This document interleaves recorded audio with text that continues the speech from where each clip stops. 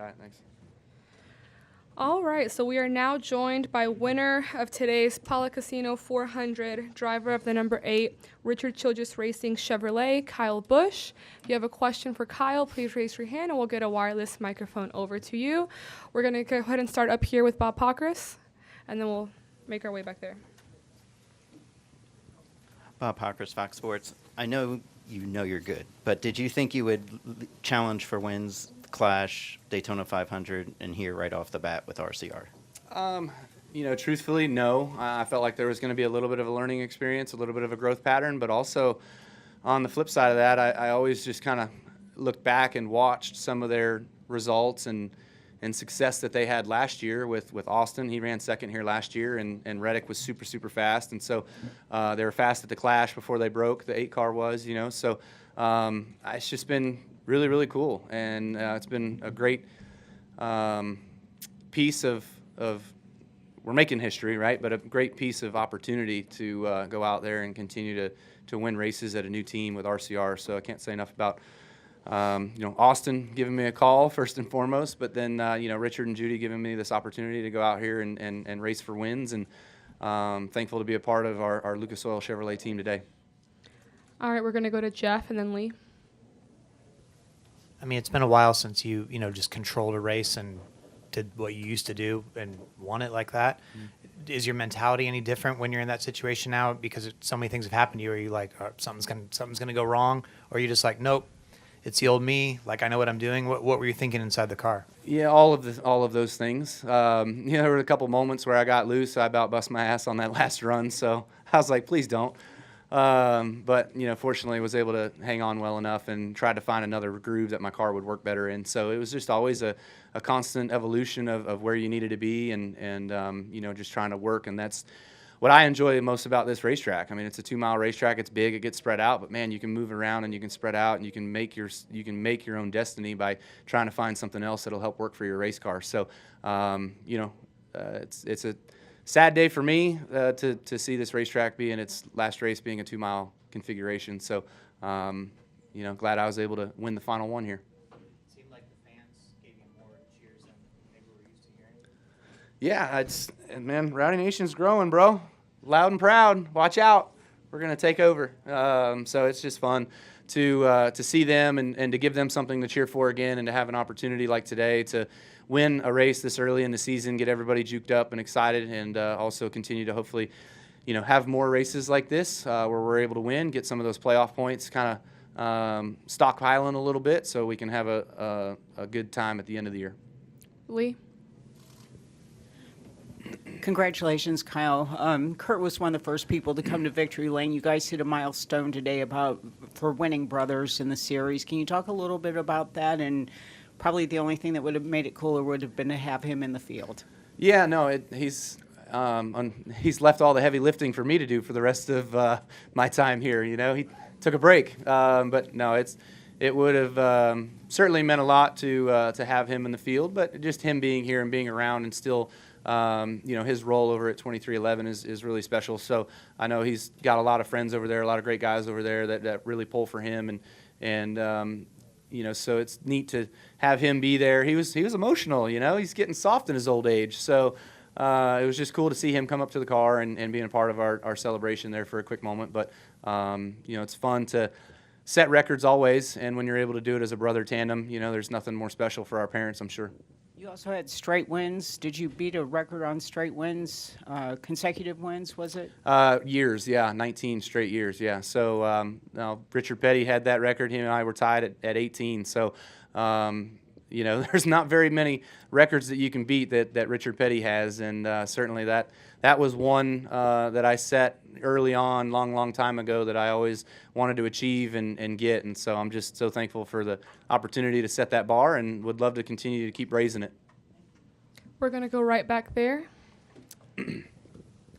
Alan Basoyahi, Eagle Broadcasting, Net 25. This race had spin-outs and crashes, but it also had intervals of just uninterrupted racing.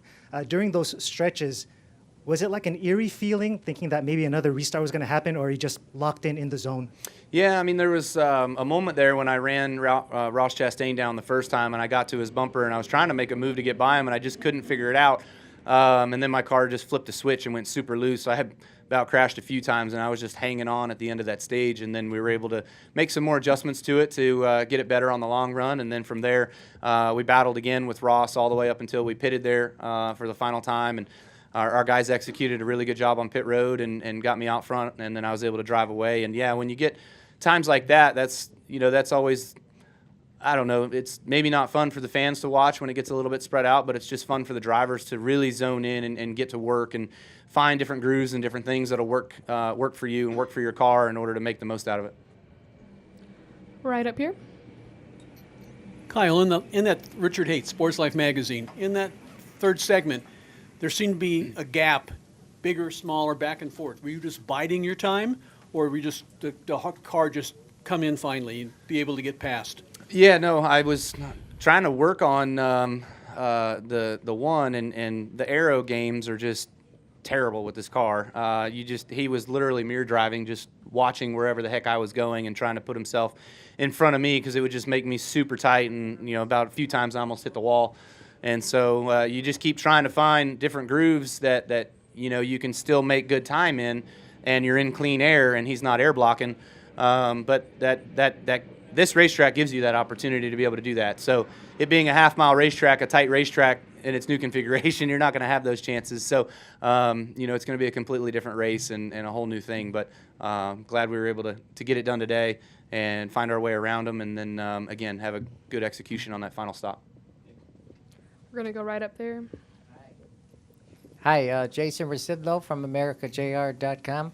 I was wondering, since it's the last Cup race here, can you talk about any memories you've had over the years here? A lot. I would say that the first one that comes to mind is when I was 16 years old. I came here to run in the Craftsman Truck Series, and I practiced. I was fastest in practice and had a really fast truck, and then somebody decided I wasn't old enough to race, and so they kicked me out. And that was my welcome to NASCAR moment and welcome to California Speedway moment. But was able to come back, and when I came back here for the next time that I came back was, I ran Xfinity here. My first Cup Series start here, I was able to qualify on the pole, and then we finished 25th. And then my second time here, I qualified 25th, and I finished first. So that one was much better. But first win, my first Cup Series win was here. We've had 5 wins, including today. So just great time at California Speedway. There's a few in there that I missed out on, but I think it was also here where I won. I was the first person to win 2 NASCAR races in the same day, Xfinity race and a Truck Series race, if I'm not mistaken. So yeah, this place has had a lot of great memories. All right, we're going to go right back there and then back up to Jeff and Bob. Alan Bailey with ARN. Kyle, with getting a victory this early on, does this mean that you guys get to experiment a little bit, or do you guys just get to fine-tune? Because you've had 3 extraordinarily good runs the last 3 races, and now you finally have the result to show it. Yeah, no, you're right. I don't know. That's to be determined. I would say that we need to continue on and pour the gas on the fire right now and go out there and continue to get wins and have fast cars and run up front. So, we want to get those playoff points. Playoff points is a big deal for at the end of the year. I've won a couple championships having a lot of playoff points, and the couple of years that I haven't had a lot of playoff points, I haven't made it very far. So, I know what's important, so hopefully we can get some more of that. It does open up opportunity, for staying out in particular races or maybe pitting and getting tires in particular races because you do have that win, so you can take more chance, yeah. But I don't know that you'd mess with setup stuff really much. Jeff? How much of your swagger do you think you have back, and like what percent do you have to go to be feeling like your old self, where you're just every week in the mix and knowing that you can do it? Well, this is the first race nobody ran into me, so I held my own destiny today, and I felt like I did a good job of that. But every other race this year, I've been run over, so I'm into getting my results haven't been indicative to how we've been running. But yeah, I mean to answer the swagger part, just it's great to have the group that I do, and I was excited about working with them, and when it all came through, and I had the basically. I got hired. But it's been fun to work with them and behind the scenes. And just last night we just went and had a go-kart night and had some fun. So, just kind of laying low and letting loose a little bit and having fun right now. Bob. Bob Parkhurst, Fox Sports. I know last year you said you didn't really know why you struggled, quote unquote, struggled as you did. Oh, we did. Okay, so do you have any idea why, like, how do you go from where you were last year to where you are now? Yeah, I'm not sure. You look at how the 8 car ran here last year, and they were fast. They had a really, really fast car, and I did the sim session stuff with them and worked on what they had here last year, and then kind of changed a couple things to what I felt like I could do or race better, be more comfortable racing for myself. And today it was just a completely different feeling of a race car than what I had here last year. So I think that's just different philosophies of how you go about it, and what this group here is doing to build grip versus my old group. Are we going to go right back there?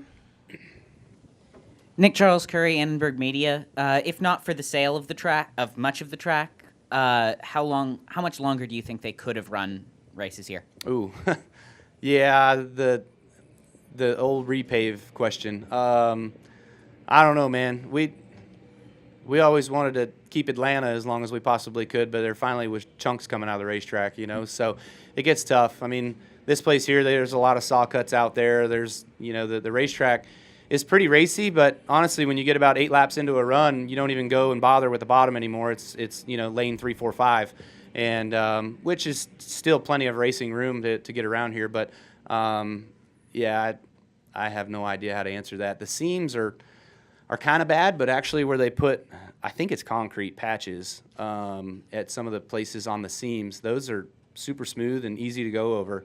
So if you just redid all the seams, maybe it would be fine. Back to Jacob. Up here, yeah. Justin Schuler kicking the tires. Kyle, a few years ago you celebrated win 200 across all 3. This is now 225. Do you see 250 or maybe even 300 in the future? Yeah, I'm getting a little old too fast for 300. Trust me, the aspirations were there. Don't get me wrong, but the limitations set by NASCAR is not going to allow that to come to fruition. So only being able to run 5 Truck Series races a year, that's going to be tough to get that total up in a hurry, or Xfinity for that matter. But, the Cup Series is where our focus is, and we need to be able to go out here and win races. So if this can be a fantastic year of knocking off, 5, 8 wins, whatever, that would be phenomenal, and all we could really ask for, being with a new team and having a new chance. Let's go right back there again. Alan Bailey with ARN again. Kyle, do you think that this one win has locked you into the playoffs, or do you think it's going to take multiple wins? Potentially, we could see 16-plus drivers win races this year. Yeah, I mean, last year we were super close to that, so who knows? Definitely, I think that there's still parity, and you'll see some guys that win that you probably wouldn't expect to win at a couple tracks. So we'll see what that does end up looking like. But am I safe right now? I'd like to think so, but if you ask me again in 10 weeks and there's 10 more different winners, then I would probably change my answer. We're going to go right up here. Chris Krestik, Racing Sports Radio out of San Diego. Congrats, Kyle. I was in Victory Lane, and clearly this track means a lot to you. Overheard you ask for a piece of the track. Yeah. So clearly it means a lot to you, but how important is it for NASCAR to continue to establish and have a presence out west, especially being from Las Vegas and coming from a side of the country that doesn't produce that many drivers? How important is that for NASCAR to continue to preserve and continue to pursue? Yeah, no, I think that this place is we need to be in Southern California. I think the Clash is kind of a cool exhibition opportunity where we get to be in LA, like really out over that way. But man, I was really, really pleased and happy with the crowd that came out today. I thought that was awesome to see. There was a really good turnout for as cold as it was. I really thought people would shy away. But man, they came, so that was really, really good. Just hope that, the next track that we have puts on the show that we've been able to see here for the last probably 10 years, 12 years. But, repaves are always tough, man. It takes a good 5 years for a repave to turn into something that's decent. Let's go back to Lee. I'm kind of curious what RC said to you in Victory Lane. I mean, you guys had a feeling it was coming. You guys were so close last week, you know. He's had great drivers before, but you're such a franchise kind of guy that you can build a thing around. I mean, you must have seen the elation in his face. Yeah, no, I certainly did. And, you know, when I first crossed the finish line, you know, I thought about Brexton and Samantha and Lennox all being at home and not being here and how mad they're going to be at me for winning without them here. But then I thought about Richard and Judy and the chance that they've taken on putting me in their race car and letting me go out there and drive. So it's just been super, super rewarding so far each week, even though we haven't won, to just be a part of the conversation and be in the mix, you know. So I hope that we're able to repay them a lot over this year and the next few years to come before I decide it's all said and done, you know. But just great conversation with him. He was like, man, this is the first of many. And then, you know, I think one of the other things he said was he showed me his hat. His Chevy hat that he has in Victory Lane each year, whenever they win races, they always put the track and the driver's signature of where the wins were. So hopefully we get to fill that thing up it's always on the inside. So hopefully we get to fill that thing up. Let's go right up here. Hey, Kyle Crashker, Speed Freaks. I want to follow up on that pieces of the track. You were talking to Dave Allen about that, and he seemed very interested. And then your guys overheard you as well. Yeah. They're going to want some gifts from you. I'm forewarning you. Yeah, no, that's cool. I thought it was really special when Bristol dug up their racetrack. Was that 2007, going into 8, I think.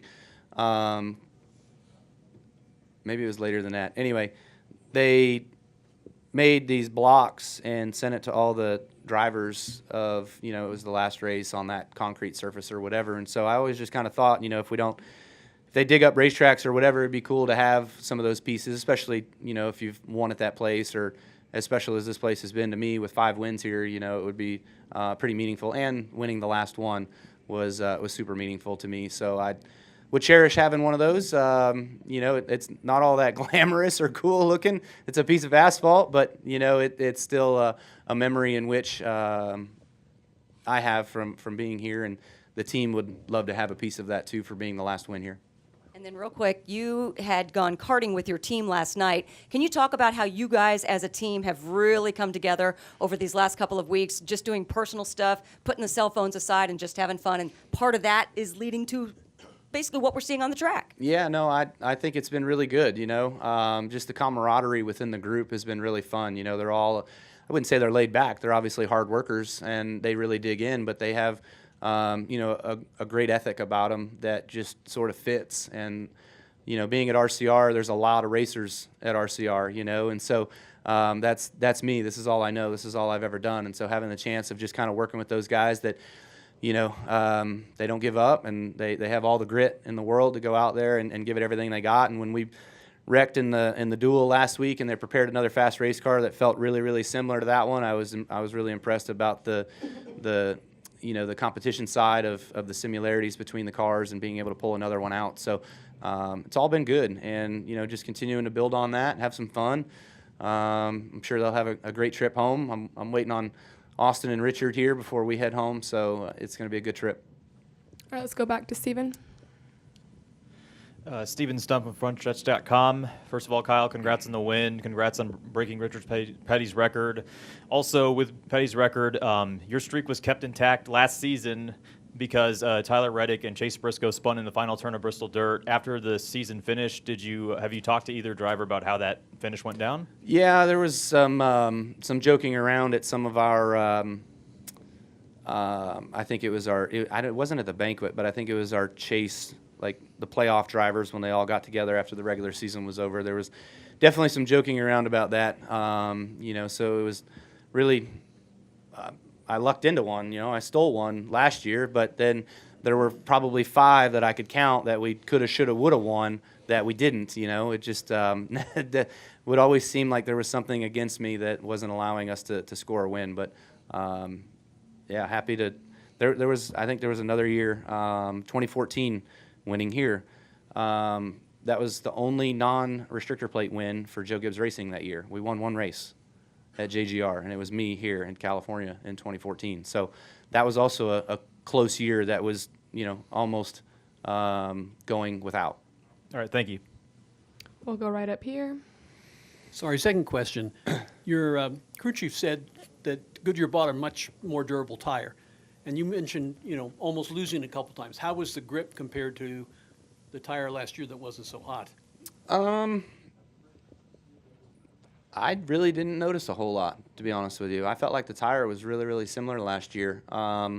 That one run where I got super loose, I felt a vibration, and I felt like that tire was coming apart. So I had to start trying to take it easy, but I was still trying to hold the position that I was in and hold those guys off behind me so we could be further up on that pit stop at the end of that second stage. So, but yeah, no, to me, tires felt really similar. We're going to go up to the press box. We got a couple questions up here. Go ahead. Jonathan Vail, the Racing Experts, ESPN Radio Albuquerque.